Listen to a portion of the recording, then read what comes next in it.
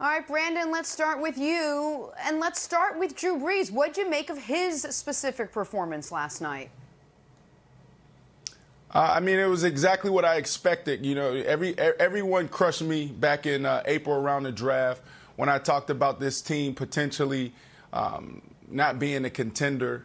I thought that they'll have success because they're explosive on offense when 41 and 13's in there and you got Drew Brees upright. But you got a guy who makes up for 41% of what you do in the passing game out. Mike Thomas is a big deal. But I think we see that across the league where you have a number one option, you have a number two option, you have a number three option. But with this team, it's just a little bit different. You know, Drew Brees and Coach Payton, they're uncomfortable getting other guys involved outside of 13 and 41. Drew Brees, when you think about everything that he does from a procedure and a system standpoint, he is a creature of habit and understanding who's in the huddle and feel really good about who he's working with. He understands body language. He understands how you wear your jersey.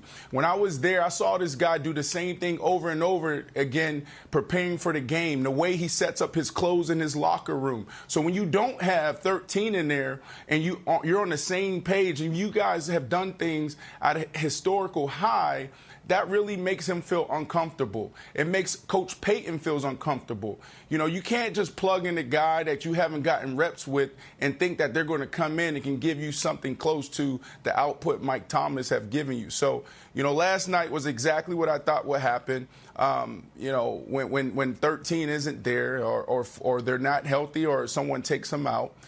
So this team has a lot of work to do, but I think it's going to be tough because Drew is uncomfortable throwing to other wide receivers outside of, you know, Mike Thomas and Alvin Kamara. And even look at it, I think Alvin Kamara had 22, 23 touches last night. And then the second guy was the kid Smith. He caught the ball five times. He had 5 touches. And then the person next to him had 3 or 2 catches.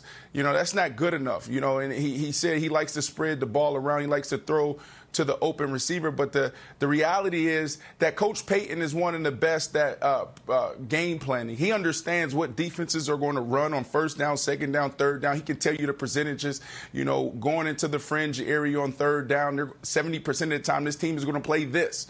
So he knows what guys to put in spots, and they just don't do a good job of really divvying that up to other guys on the team. And it showed last night how uncomfortable they were.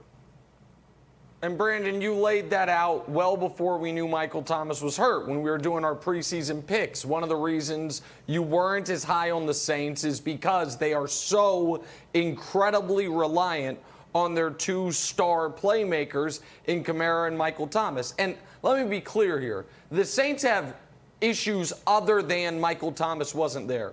Drew Brees is dinking and dunking and looking his age. You also have a run defense that when you knew the Raiders were running and they didn't have Trent Brown, they didn't have Richie Incognito, they still ran the ball down your throat. And late in the game, when they were just trying to grind clock, they ended up running for a 30-yard touchdown. So, the Saints have other big picture issues that could prevent them from reaching their second Super Bowl of the Drew Brees era, which everything's been building towards. But I cannot get over the fact that, and I know you've already written them off on that, and I think America might do the same shortly. But I can't get over the fact that Michael Thomas should have been out there. Not saying he should have played through the injury. He shouldn't have been injured. We saw in a great example this week of how brutal the NFL is with all the awful injuries suffered in week 2, which is why if you're fortunate enough to be in a kneel-down situation, you must take the knees. The Saints were in a spot last week where the game was over, Brandon. They could have taken 4 knees, forget a field goal, just take knees on first, second, third, fourth down, and the Bucs would have had the ball with 20 seconds left, down 11 at the 10.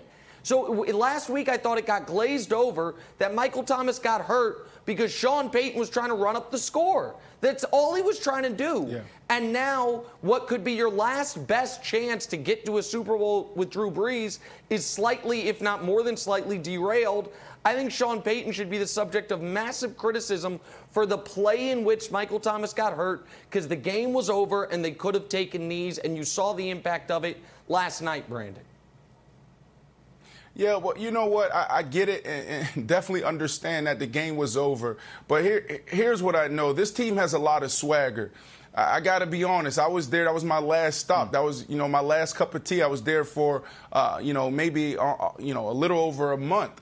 And when I tell you this team has swagger, I mean, from the way they approach practice, what they do in the locker room, and I think that starts with coach. So sometimes you win with that attitude, sometimes you lose. And we saw that. You laid it out nicely. Mike Thomas could have been easily on the sideline with his ball cap on, but they decided to continue with that swagger and that approach of just being who they are. They play with a lot of attitude. They don't care about what the NFL thinks. They don't care about what the other teams think. They're going to play their game. So I think that's one of the reasons why Coach is so loved and respected in that locker room. But to your point, it ended up hurting them. But I got to say, as a player, I want to play for a coach that has that type of swagger and that type of attitude, because I think you need that to be a successful football player. You need that to be a successful football team. And sometimes you win, sometimes you lose.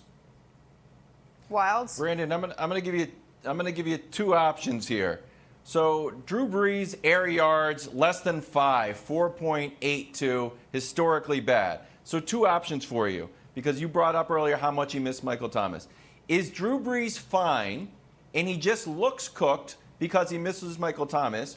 Or is Drew Brees' arm cooked and it just so happens that Michael Thomas also isn't there? Yeah, no, I think we know who Drew Brees is. When I was there in 2018, they cut me right before Christmas. So when I was there, I got an opportunity to see exactly what this offense was. This offense is built in a way to get the ball out quick. A lot of the balls that Mike Thomas catching, Alvin Kamara running back, it's really like 5-yard plays. They're 5-yard option routes. They're routes where he can run in, he can run out. They're slant routes. They run a lot of slants. They run quick outs. And then the running back, he's running a lot of different option routes and a lot of things out the backfield where he has, 2 or 3 options of where he can go with that particular route. So I think Drew Brees is playing his game. I just think he's uncomfortable. It goes back to not having 13. When he drops back, he talks about, I go to the open guys. Really, where's 13? And if 13 isn't there, I'm going to 41. If Alvin Kamara is the number one option, he's looking for him. Then he's looking for 13, and then he throws to his check down. But this offense is built in a way to get the ball out quick. Wilds, it's a good point. But Drew Brees, to me, is not cooked. He's just uncomfortable because his main man isn't in there. Thanks for watching. Subscribe here to get the latest from the show. Also, be sure to check out more of the best clips from First Things First, or go watch a few segments from our other shows on FS1.